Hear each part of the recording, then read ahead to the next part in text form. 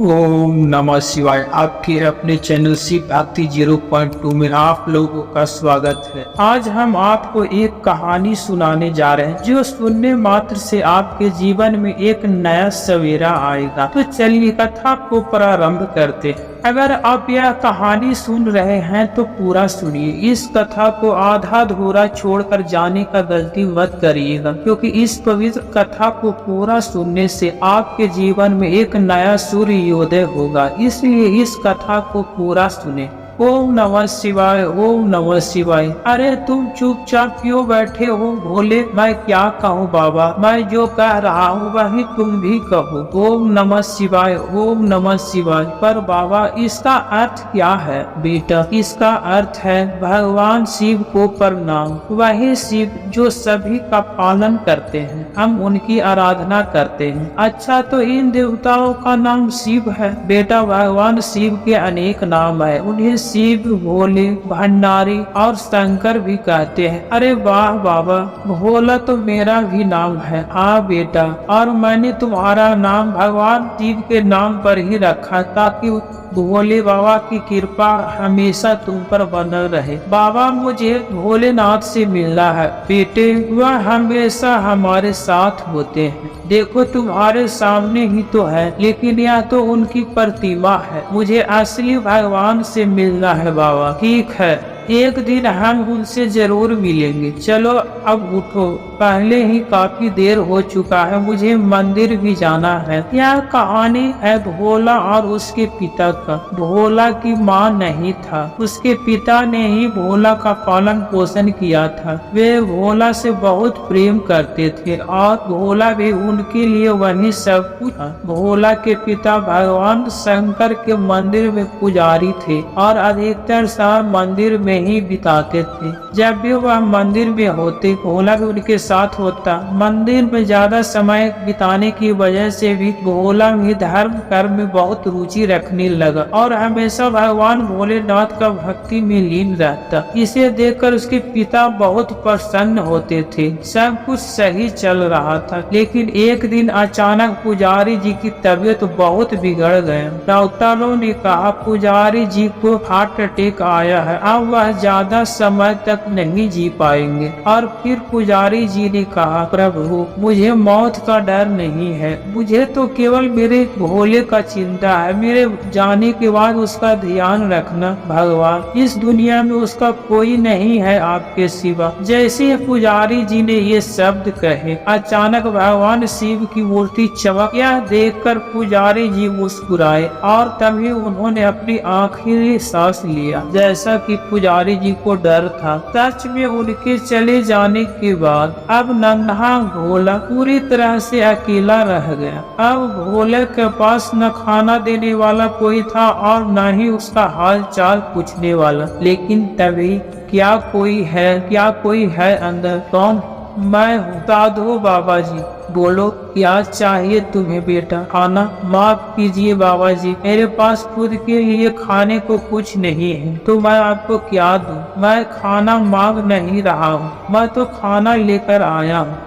आप कैसे साधु बाबा हैं? साधु तो खाना मांगते हैं और आप मेरे लिए लेकर आए हैं। बेटा मेरा नाम भंडारी है और मैं तुम्हारे पिता का दोस्त हूँ। पर बाबा ने तो कभी आपके बारे में नहीं बताया होगा। अच्छा होगा वह भूल गया होगा। देखो कई साल बीत गए हैं, हमारे मुलाकात नहीं हुआ। और फिर जब मुझे उसके निधन की खबर मिला तो मेरा मन बहुत दुखी हो गया। जब तुम्हारा ध्यान आया तो मैं तुरंत दौड़ता हुआ तुम्हारे पास आ गया। अब इन सब बातों को भूल जाओ और पहले खाना खा लो। ऐसा कहकर साधु बाबा ने अपना खाने का डिब्बा खोला और उसमें से खाना निकाल कर भोला को दिया, जिसे देख भोला अपने पिता की याद आया और वह रो पड़ा। क्या हुआ, क्यों रो रहे हो साधु बाबा? कुछ नहीं बाबा जी, मुझे मेरे पिता की याद आ गया। वे भी मुझे इसी तरह प्यार से खाना खिलाया करते थे। भोला ने जवाब दिया, तुम चिंता मत करो, मैं आपसे हर शाम को तुमसे मिलने आया करूँगा। मेरे होते हुए तुम खुद को अकेला मत समझना बच्चे। साधु बाबा ने कहा, बाबा जी आप सच में बहुत अच्छे हैं, आपका बहुत बहुत धन्यवाद। भोला ने कृतज्ञता व्यक्त किया। उस दिन से साधु बाबा हर रोज भोला से मिलने आते और उसके लिए खाना भी लाते। भोला को साधु बाबा की आदत पड़ गया था और वह हर शाम अपनी झोपड़ी के बाहर उनका इंतजार करता। समय बीतता गया और सर बड़ा हो गया। एक दिन जब साधु बाबा की झोपड़ी में आए तो भोला दरवाजे पर नहीं बैठा था। वहां न पाकर साधु बाबा को चिंता हुआ। वे अंदर गए और देखा कि भोला चूल्हा जलाने का कोशिश कर रहा था। अरे तुम क्या कर रहे हो? मैं चूल्हा जला रहा हूँ। आखिर कितने दिन तक आप मेरे लिए खाना लाते रहोगे? अब मैं बड़ा हो रहा हूँ, इसलिए मुझे खुद खाना बनाना सीखना होगा। हाँ तुम सही कह रहे हो, चलो मैं तुम्हें खाना बनाना सिखाता हूँ। साधु बाबा ने भोला को चूल्हा जलाने और खाना बनाने की अच्छा तरह से शिक्षा दी है और कुछ ही दिनों में भोला सब कुछ अच्छे से सीख लिया। अब साधु बाबा केवल कच्ची सब्जियां और अनाज लाते और भोला अपने हाथों से दोनों के लिए खाना बनाता। साधु बाबा भी बड़े प्रेम से उसके हाथ का खाना खाते। फिर एक दिन, बाबा जी एक बात पूछूं? भोला, बोलो बेटा क्या बात है? मैंने देखा है कि हर दिन मुझसे मिलने आते हैं सिवाय शिवरात्रि के दिन के। ऐसा क्यों? शिवरात्रि के दिन आप कहाँ जाते हैं? अरे उस दिन लोग बहुत दान पुण्य करते हैं, इसलिए मुझे खूब दान मिलता है। इसलिए मैं शिवरात्रि के दिन मंदिर में रहता हूँ ताकि मुझे अधिक दान मिले जो हम दोनों के काम आ सके। अच्छा, लेकिन इस बार की शिवरात्रि में मेरे साथ रहेंगे। हमारे पास खाने पीने का कोई कमी नहीं है। इस शिवरात्रि पर हम दोनों साथ में शिव जी की अर्चना करेंगे। यह ठीक रहेगा ना? हाँ, जो तुम कहो। शिवरात्रि का पर्व नजदीक आ गया। पहले से ही पूजा की सभी व्यवस्था कर रखा था और वह साधु बाबा का इंतजार करने लगा। परंतु बहुत देर हो जाने के बावजूद जब साधु बाबा नहीं आए तो उस मंदिर में भी गया जहाँ उसके बाबा पुजारी थे, लेकिन वहाँ भी साधु बाबा का कोई पता नहीं चला। निराश होकर भोला अपनी झोपड़ी में वापस आ गया और साधु को न पाकर वह रोने लगा। थोड़ी देर बाद ही साधु बाबा पहुँच गए। क्यों उदास बैठे हो? क्या हुआ? बताओगे? मुझे लगा कि तुम इस बार भी नहीं आओगे।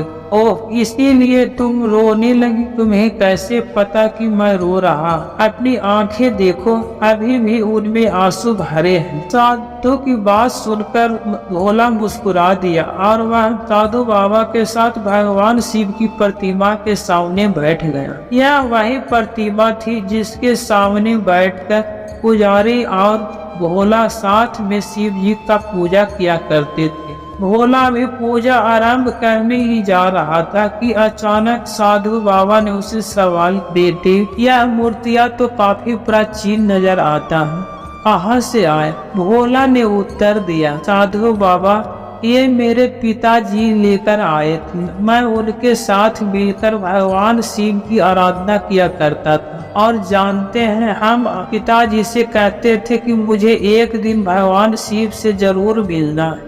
अच्छा, तो क्या तुम मिले उनसे? कहाँ मिले? साधु बाबा ने पूछा। भोला ने बताया, पिताजी कहते थे कि भगवान शिव हमेशा मेरा रक्षा करेंगे और मेरे साथ ही रहेंगे। भगवान तो नहीं आए पर उन्होंने आपको मेरे पास भेज दिया।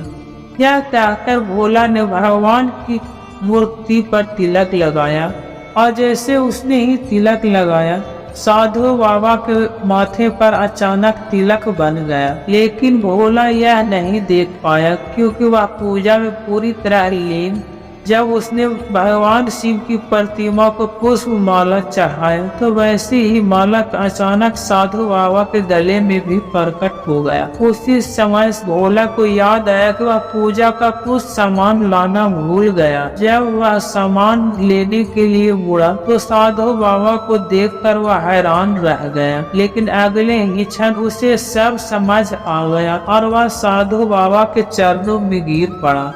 उठो भोला, मैं तुमसे अत्यंत प्रसन्न हूँ, मैं सदैव तुम्हारे साथ हूँ, साधु बाबा ने कहा। जैसे ही भोला ने साधु बाबा की बातें सुना और अपना सिर उठाया, वह फिर से चकित रह गया। साधु बाबा वहाँ नहीं थे, पर भोला को पता था कि वह अकेला नहीं है और न ही कभी हो सकता है। इतना कहकर भगवान शिव इस कहानी को यहीं समाप्त करते हैं। इस वीडियो को बोलते समय कोई त्रुटि हो तो मैं क्षमा चाहता हूँ। उम्मीद है आप सभी को यह वीडियो अच्छा लगा होगा। यदि आप शिव के सच्चे भक्त हैं तो चैनल को सब्सक्राइब और वीडियो को लाइक करके कमेंट में हर हर महादेव लिख